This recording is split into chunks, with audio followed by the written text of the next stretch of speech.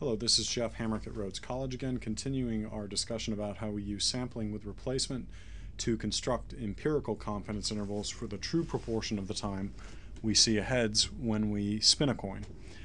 Fathom has finished collecting 1,000 count measures for me, and I'm going to go on ahead and table off of that box of measures and then create a randomization distribution, a picture of what our measures look like.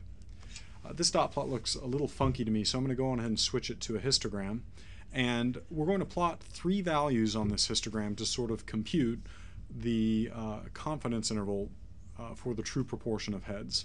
So I'm going to right click on this. Let me drag this drawing up a little bit. I'm going to right click here and plot value. The first value I'm going to plot is the count of the heads that we saw in the original experiment. That is the original set of 780 coin spins conducted by our students. That was 325. Not surprisingly, that's right in the middle right here. Then I'm going to compute the lower bound of the confidence interval, and the way that we do that is I'm going to plot a value, and recall that the switch trick implies the following lower bound for the confidence interval. It's twice the count measure we saw for the original experiment, 325 heads, minus an upper percentile. In this case, because we're doing a 95% confidence interval, we want 2.5% probability mass in both the upper tail and the lower tail. So it's going to be the 97.5th percentile of the randomization measures that we generated. Okay? Press OK, and I get a lower bound right here. Here's the formula down here in case I need to access it again. It's equal to 297. I'm going to right-click again and plot another value.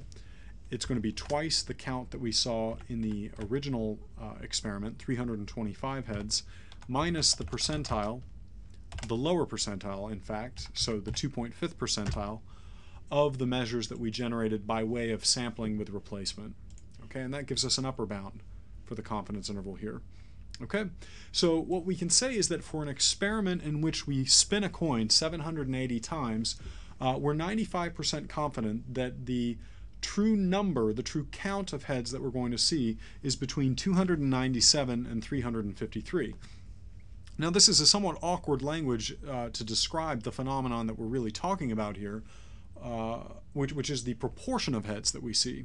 So I'd actually prefer to take these numbers and divide them by the total number of elements of each sample taken with replacement, that is 780, to actually get proportions. And I'll use the calculator that's built into Microsoft Windows in order to accomplish that. So the lower bound of our confidence interval here was 297. If I divide that by 780, I get a lower bound of 0.3807. So the lower bound of the confidence interval is 0.3807. The upper bound of the confidence interval is what? Well, I'm going to take the upper bound using the count measure, which was 353, and divide by 780, which is the sample size when we're sampling with replacement.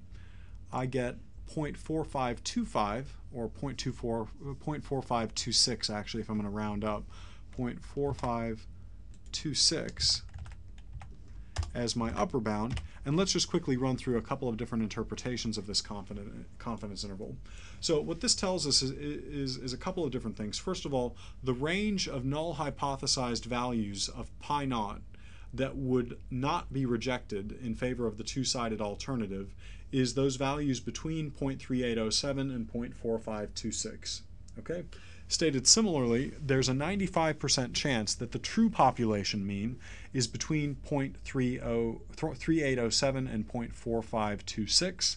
And finally, a third interpretation that we've learned is that the range of values of the proportion, the true proportion, that are supported by the data are those values between 0.3807 and 0.4526.